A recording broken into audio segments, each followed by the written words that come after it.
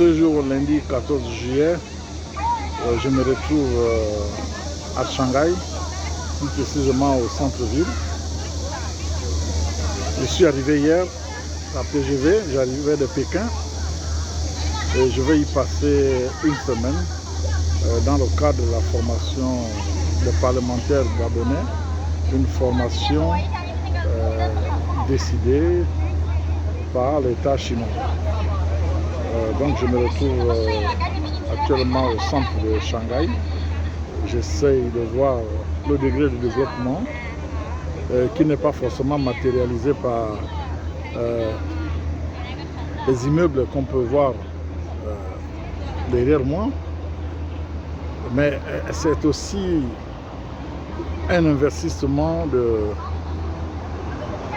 qui date de plusieurs années et qu'ils ont atteint un niveau où, pour ce qui me concerne, ils n'ont rien à envier aux Européens. Alors, le problème qui est posé, c'est que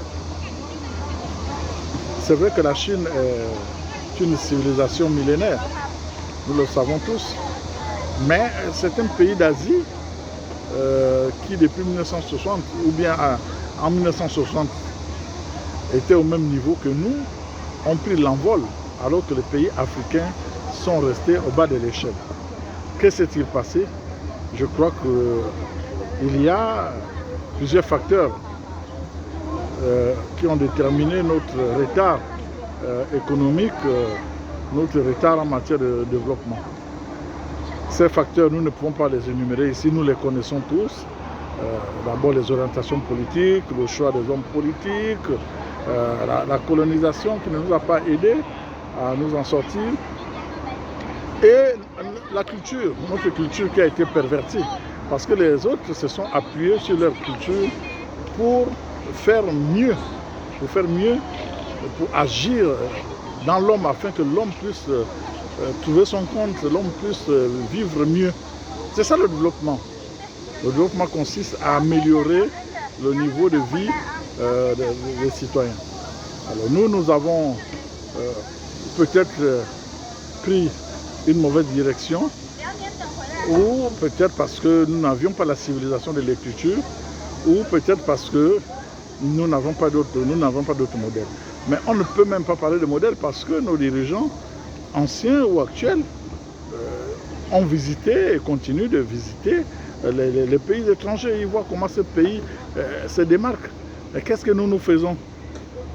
Nous sommes là encore dans l'ethnisme, dans le clanisme primaire, dans le régionalisme, dans la kleptomanie, dans la corruption, dans la démagogie, et finalement, nous faisons du surplace.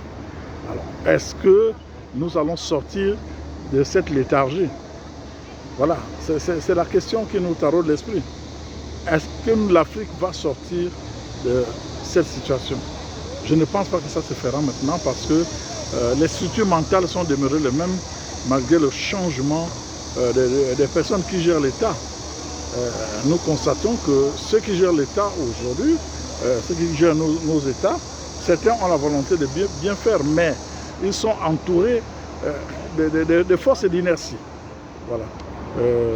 Peut-être que nous allons nous en sortir un jour, mais ça ne sera pas à travers nous ou à travers nos enfants. Ce n'est pas évident. Parce que la structure mentale n'est pas fortement préparée pour amorcer le développement imposé par les autres ou bien imprimé par les autres dans leur pays respectif. Voilà.